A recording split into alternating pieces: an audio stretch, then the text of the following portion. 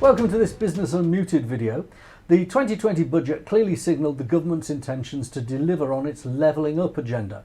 Its plans to establish a Treasury campus in Darlington and the new National Infrastructure Bank in Leeds demonstrates the government's ambition to balance the economy by locating its operations throughout the country.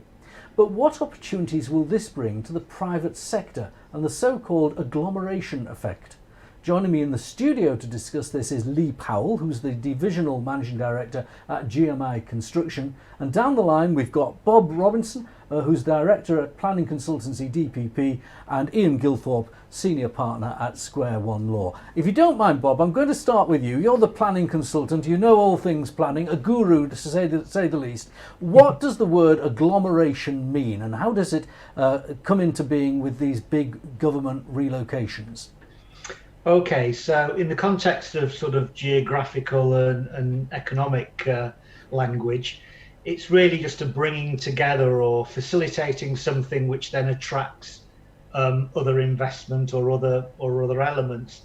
I think the classic one in the UK has to be the West Midlands motor industry, where it established, in the start of the 20th century, and all of the supply companies have come in to support that.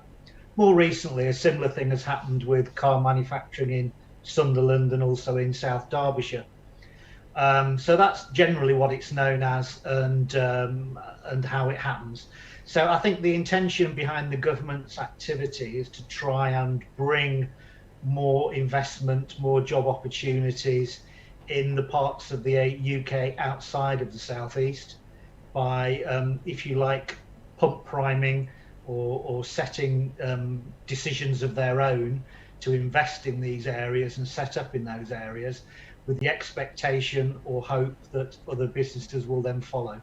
It's interesting because being part of an agglomeration effect that's already there doesn't necessarily take anyone any further forward. So we've got, for instance, media companies. The BBC located a big department and studios to Manchester, then ITV were there, and there was a media agglomeration effect.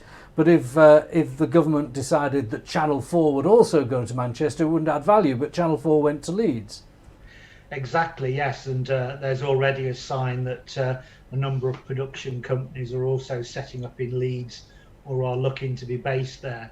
So that'll be the people who make the TV programmes, who do the commissioning, etc.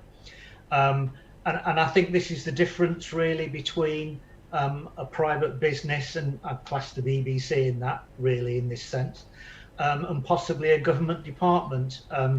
For example, we've heard about the relocation of the Treasury to Darlington, which is great for the immediate job impact of that and for people trying to provide accommodation for them. But I'm not convinced it's necessarily going to mean that major banks are going to be, or accountancy practices are going to be setting up in Darlington. This is where, I was one of the people that signed the letter on it and feel very passionately about it, because I believe we are getting already other ancillary people who want to be in there in the mix with the Treasury, and housing and leisure and other investments. So there is a further agglomeration beyond the industry concerned, isn't there? Oh, I think the housing one. That I recall back in the 90s when the NHS central purchasing moved to Quarry House in Leeds. That had a massive impact on the local housing market in what's called the Golden Triangle, and there was a huge demand for people moving up from the southeast and for new housing, and it will certainly have that sort of knock-on effect. As in fact did Media City in Salford and around Manchester. Dropping a big stone in a pond will create a ripple effect, won't it? It will, yeah.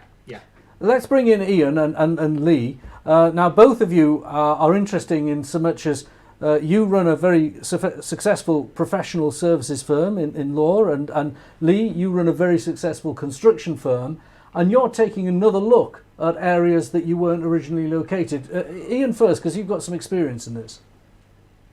Yes, we opened up in Leeds on the 23rd of March last year, which was a great time to do it. But Matt Thompson, who's the office partner, has got it established, led the growth, and we are in the process of by May, recruiting in a second property partner plus a couple of additional associates. So we can certainly see that there's a vibrancy and there's a determination to get things done going forward.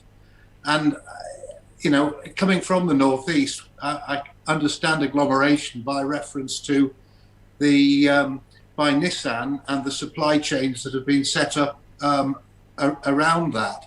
So I think that the interesting infrastructure investment bank, and linking that then to the Humber, where Able Marine Energy Park will be leading the offshore wind revolution, with Teesside, and the free ports on the Humber and the Tees, then linking that to the Treasury in Darlington. I think it's a very interesting effect on a triangle of land, and it'll be very interesting to see how all of that develops, but it has to be positive for the future. Okay, let's bring Lee in. You actually build things, and you've got all sorts of things on your portfolio. What is your instinct about how this set of announcements is going to affect the North? I think it's more than a set of announcements, to be honest, Graham. We're seeing the immediate effect, and we've had our discussions before about relocating and setting up in the Northeast. We already have an office on Lambton Park in between Durham and Sunderland, and we firmly want to be positioned in Teesside, not only because of the Treasury campus and the Tees work and the Freeport, but also the agglomerate feel in terms of Brexit deal having been done, in terms of the pound will stabilise even further. The bounce on the economy is going to experience following the closure of the pandemic, or seeing our way through the pandemic. We're seeing great things for the north of England, and we're seeing it straight away. We're seeing unprecedented inquiries in industrial facilities and buildings, and also very recently commercial office building. Leeds on Thorpe Park, we have recently, within the last few weeks, started a £30 million office building to relocate 2,000 people from one side of the city to the other. And I think this is the effect of this coming together of all these initiatives. Let's have a quick comment on offices from both the correspondents on the line. Let's ask you, Bob, first. Offices around key centres in the north, is demand going to go up, which is counterintuitive to post-pandemic, of course? I think there will be a difference in the way we operate. I suspect we will not be in offices 5 days a week. And I suspect that there will be a growth in demand for taking office space or desk space on a managed basis in some smaller centres. All right, Bob, and then go back to Ian on this, because I know that you started with one office a few years ago. You've now got three, and that's in the space of 18 months. Well, I think that the offices are a really important part of the culture and working together. I think remotely it's difficult to have that sort of creativity, and I saw some statistics recently that was saying that people were going to be reducing size of offices by as much as sort of 60-70%. But I suspect that, as always with these things, this is a bit of an overreaction. So I suspect smaller offices is a way to go. I think I can't say I was a great believer in working from home, but it's been proven, and I think that people will be around flexible working. And we are also exploring with at least one office pod to try to help home working and support that, because we see that as a key way of improving our business going forward. And I suppose last word to you, Lee, even if you have to have fewer people in the offices, the size of the offices and modern offices are much easier to deal with when it comes to a pandemic. Yes, absolutely. I think the office environment is important. I think it's important for ingenuity and problem solving industries like ourselves, and we must get back to being in the office.